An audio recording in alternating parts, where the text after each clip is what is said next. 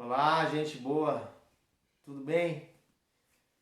Estamos aqui nos organizados para mais uma edificação, para que a edificação seja contínua, para que estejamos compartilhando a palavra, buscando o que está no coração de Deus para as nossas vidas, em instrução, e buscando adorar a Deus em espírito e em verdade.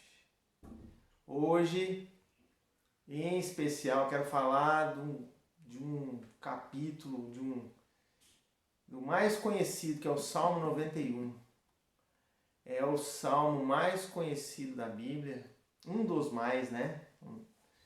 E é riquíssimo. E então eu vou abrir aqui, vou ler, e que enquanto eu leia você esteja em oração, pensando, meditando nessas palavras, clamando para que essas palavras sejam verdades na minha vida, na tua vida. Se você tiver com tranquilidade, abra a palavra, no Salmo 91. Eu vou estar lendo. O que habita no esconderijo do Altíssimo e descansa à sombra do Onipotente. Diz ao Senhor, meu refúgio, meu baluarte, Deus meu em quem confio. Pois ele te livrará do laço do passarinheiro e da peste perniciosa. Cobrir-te-á com suas penas e sobre suas asas estarás seguro. A verdade é pavês e escudo. Não te assustarás do terror noturno, nem da seta que voa de dia, nem da peste que se propaga nas trevas, nem da mortandade que assola meio-dia. Caiam 1000 ao teu lado e 10.000 à tua direita, tu não serás atingido. Somente com os teus olhos contemplarás e verás o castigo dos ímpios, pois dissestes, o Senhor é o meu refúgio. Fizeste do Altíssimo a tua morada. Nenhum mal te sucederá, praga nenhuma chegará à tua tenda, porque aos teus anjos dará ordens a teu respeito, para que te guardem em todos os teus caminhos. Eles te sustentarão nas suas mãos, para que não tropeces em alguma pedra. Pisarás o leão e a áspide, calçarás aos pés o leãozinho e a serpente. Porque a mim se apegou com amor, eu o livrarei. Pô-lo-ei a salvo, porque conhece o meu nome. Ele me invocará, eu lhe responderei. Na sua angústia, eu estarei com ele, livrá-lo-ei e o glorificarei, saciá-lo-ei com longevidade e lhe mostrarei a minha salvação. A riqueza desse salmo é tão grande e é uma riqueza espiritual tão grande que nós podemos preparar uma pregação para cada um dos versículos. E vamos começar aqui com o Salmo 91, 1. Então vamos lá. O que habita no esconderijo do Altíssimo e descansa à sombra do Onipotente. Gente, você precisa entender que quando você estiver lendo os Salmos, quando você estiver lendo qualquer um dos Salmos, você está lendo um livro que a origem dele são poemas, são louvores. Se você buscar quem são os autores dos salmos, você vai encontrar, tem um salmo de Moisés, tem salmo de Salomão, tem a maioria dos salmos de Davi, salmos dos filhos de Corá, né? Salmo de Asaf, que é um conhecido,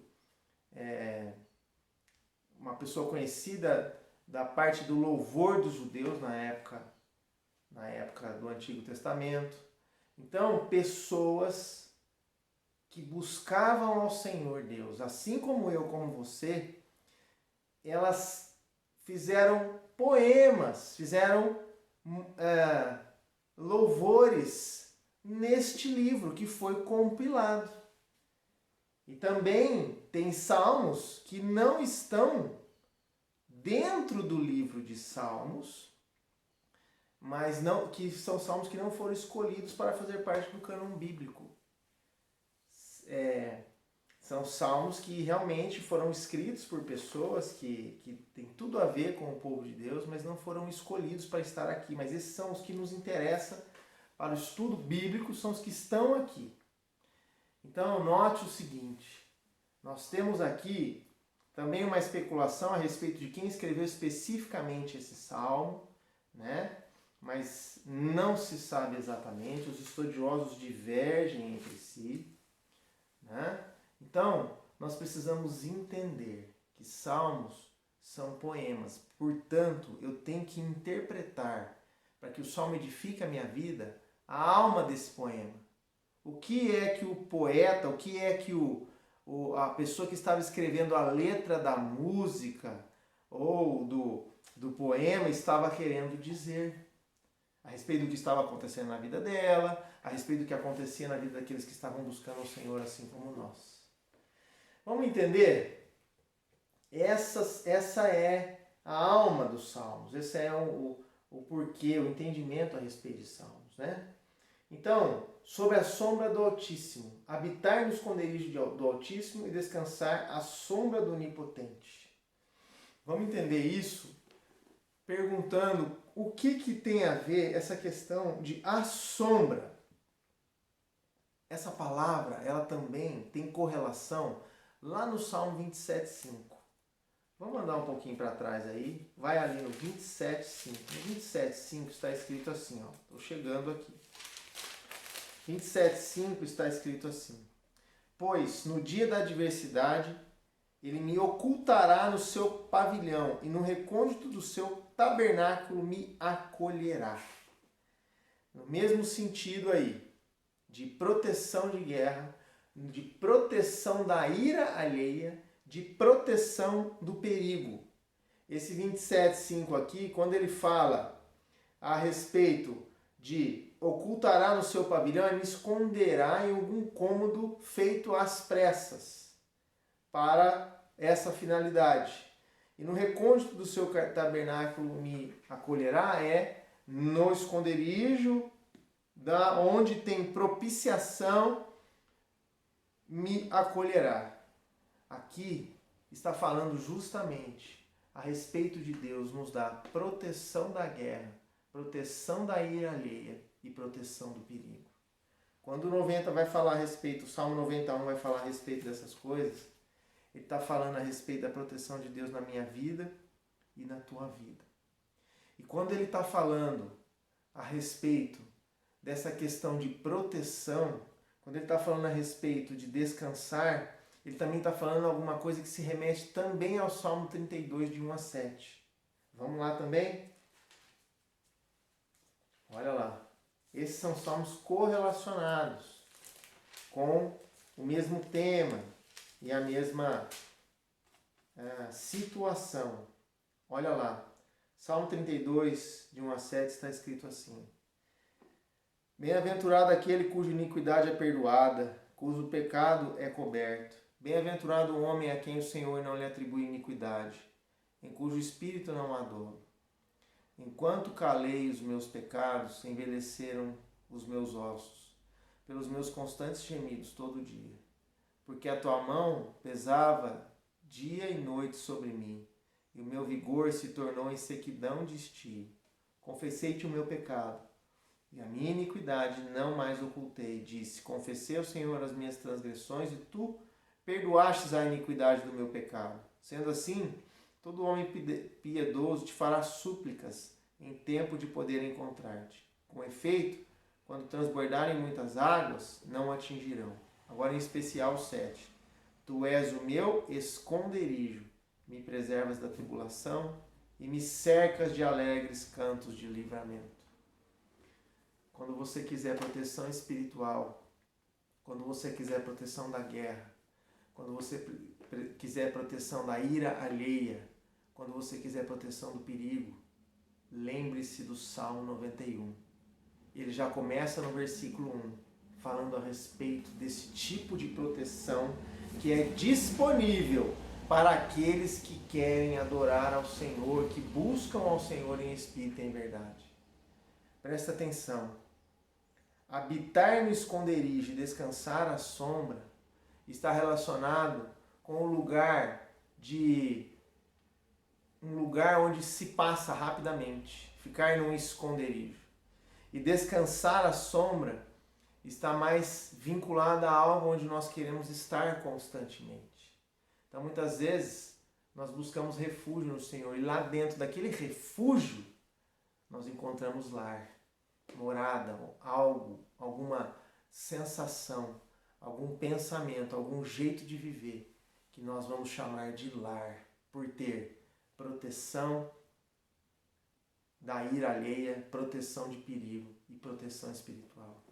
Para nós estarmos protegidos espiritualmente, nós precisamos estar em confissão de pecados.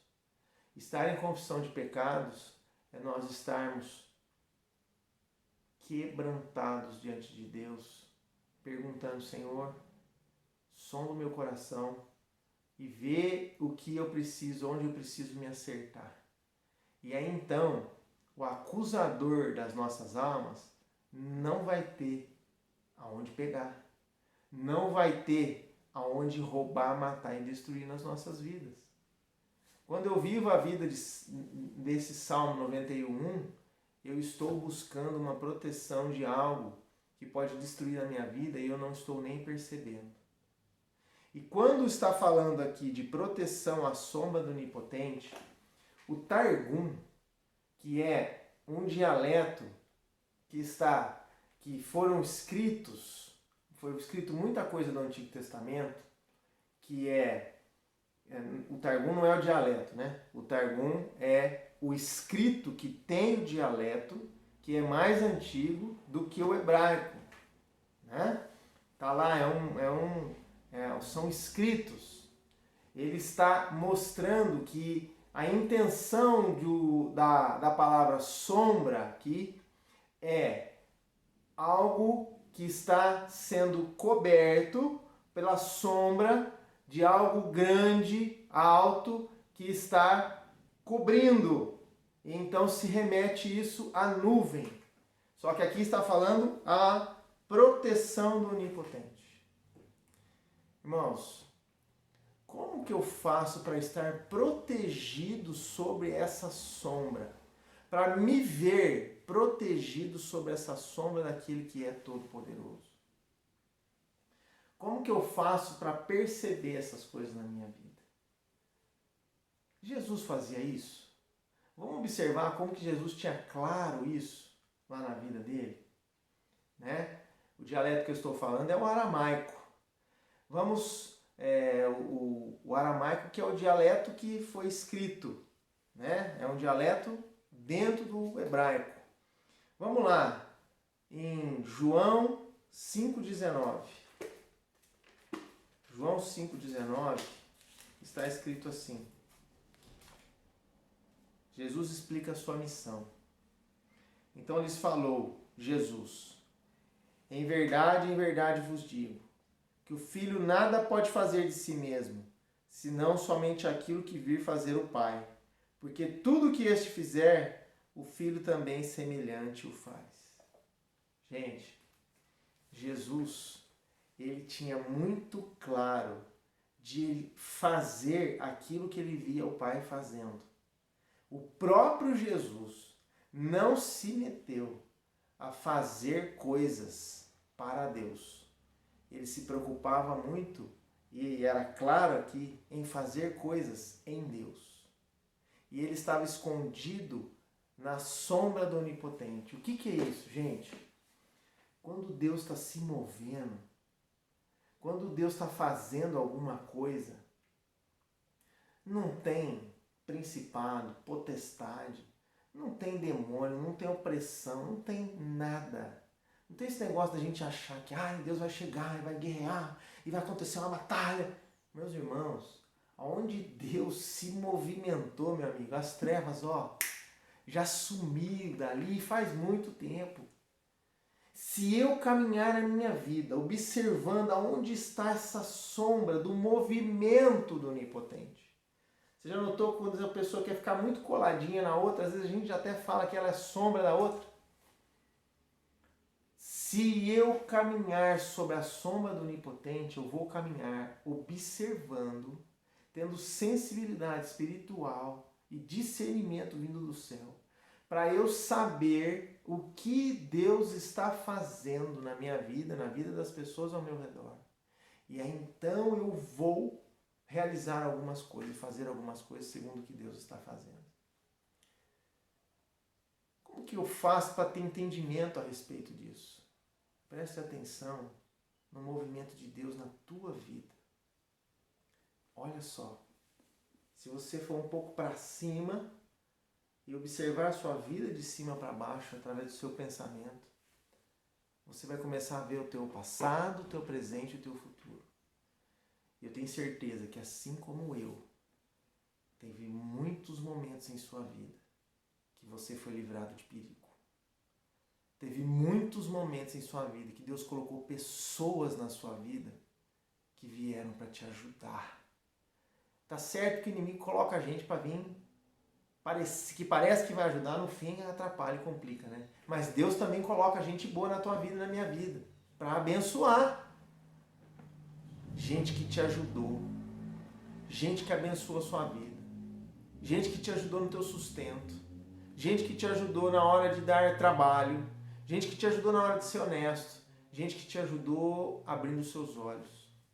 E mais, se você olhar a sua vida, observando mais de longe, mais amplamente, olhando teu passado, teu presente e teu futuro, você vai ver livramento de Deus na tua vida.